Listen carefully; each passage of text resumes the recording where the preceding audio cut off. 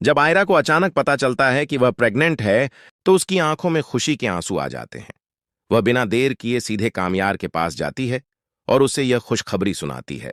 यह सुनते ही कामयार बेहद खुश हो जाता है। वह आयरा से कहता है कि अब से उसे अपना बहुत ज्यादा ख्याल रखना होगा, क्योंकि अब उसकी जिंदगी में एक नई जिम्मेदारी आने वाली है। आयरा के चेहरे पर सुकून और खुशी साफ नजर आती है। इसी दौरान फरीहा वहां आ जाती है। जैसे ही वह आयरा को मुस्कुराते हुए देखती है, उसका दिल जल उठता है। आयरा की खुशी फरीहा से बिल्कुल बर्दाश्त नहीं होती। वह ताने भरे लहजे में कामयार से पूछती है कि तुम इतने खुश क्यों नजर आ रहे हो। कामयार मुस्कुराते हुए कहता है कि बहुत जल्द तुम दादी बनने वाली हो। यह सुनते ही फरीहा का चेहरा उतर जाता है। ऊपर से वह इसे खुशी की बात बताती है, लेकिन अंदर ही अंदर उसके दिमाग में एक खतरनाक साजिश जन्म ले लेती है। फरीहा चालाकी से सुझाव देती है कि आयरा को बाहर घुमाने ले चलते हैं, ताकि उसका मूड अच्छा रहे। आयरा मना कर देती है और कहती है कि वह पहले यह खुशखबरी इरफान साहब को देना चाहती है। यह सुनकर कामयार को गुस्सा आ जाता है। वह आयरा को सख्त लहजे में चेतावनी देता है कि वह इरफान साहब के घर न जाए।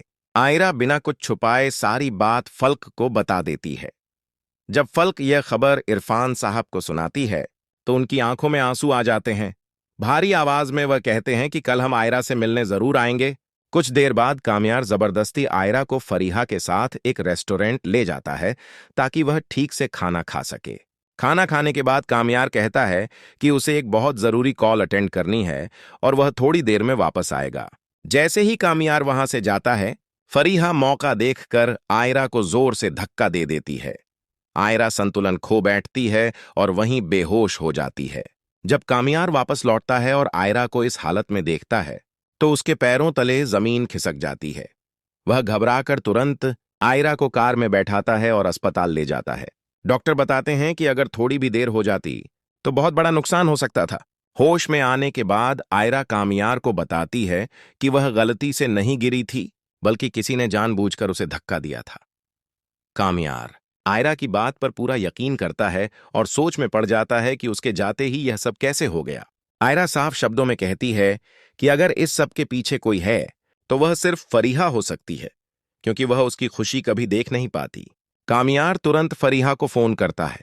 पहले तो वह इनकार करती है और सारा इल्जाम आयरा की लापरवाही पर डाल देती है, लेकिन जब कामयार उसे उसकी धमकी याद दिलाता है, तो फरीहा टूट जाती है।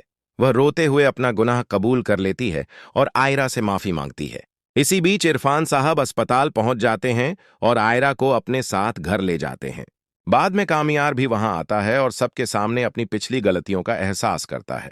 वह कहता है कि वह खुद को बदलना चाहता है और एक बेहतर इंसान बनना चाहता है। यह सुनकर इरफान साहब बहुत खुश होते हैं।